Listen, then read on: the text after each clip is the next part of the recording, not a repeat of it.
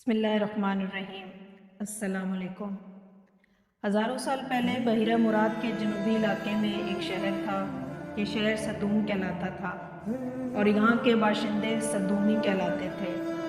یہ پرلے درجے کے بدکار، بے ایمان اور بڑے ہی ظالم لوگ تھے۔ وہ ہر کمزور پر ظلم کرتے اور نوجوان، غریب اور مسافر لڑکوں کو اپنے غلام بنا لیتے۔ ان کی ہدایت کے لیے اللہ تعالیٰ نے حضرت لوط علیہ السلام کو اپنا رسول چنا۔ حضرت لوط علیہ السلام حضرت ابراہیم علیہ السلام کے بھتیجے تھے۔ حضرت لوط علیہ السلام انہیں سیدھا راستہ سمجھانے کی بہت کوشش کرتے، لیکن وہ لوگ آپس میں کہتے کہ کیوں نہ ان کو اور ان کے گھر والوں کو اس شہر سے نکال دیا جائے۔ اسی طرح کافی عرصہ گزر گیا۔ جب وہ لوگ ظلم سے باز نہ آئے تو اللہ تعالیٰ نے عذاب کے فرشتے حضرت لوط علیہ السلام کے پاس بھیجے۔ یہ فرشتے شام کے وقت نوجوان عمر لڑکوں کی شکل میں حضرت لوط علیہ السلام کے گھر پہنچے۔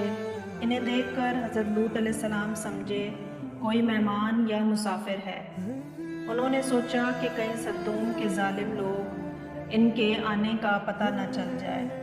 وہ چاہتے تھے کہ وہ ظالم لوگ ان لڑکوں کو زبردستی اپنے غلام بنانے کے درپے ہو جائیں گے۔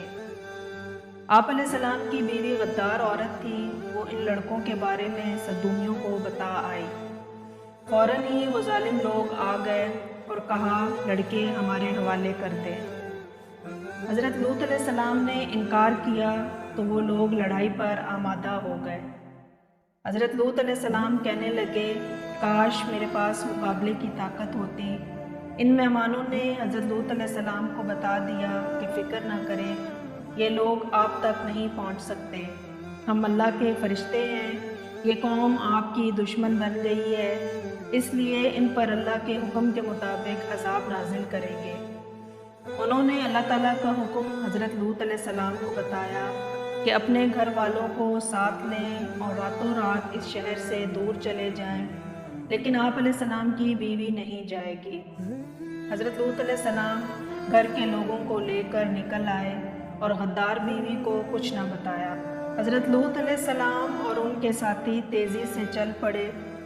چند گھنٹے بعد وہ جب صدوم سے دور ایک محفوظ مکان پر پہنچے اور صبح ہونے والی تھی، اس وقت ایک خوفناک عذاب صدوم شہر پر نازل ہوا، جیسے کوئی آتش فشاں پھٹ پڑے۔ زلزلے نے سارے شہر کو الٹا دیا، اس کے ساتھ ہی پتھروں کی بارش بھی ہوئی۔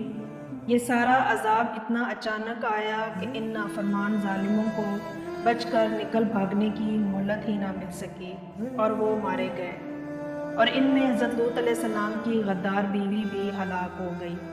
حضرت لوط علیہ السلام اور ان کے ایمان والے ساتھی اس عذاب سے بالکل محفوظ رہے۔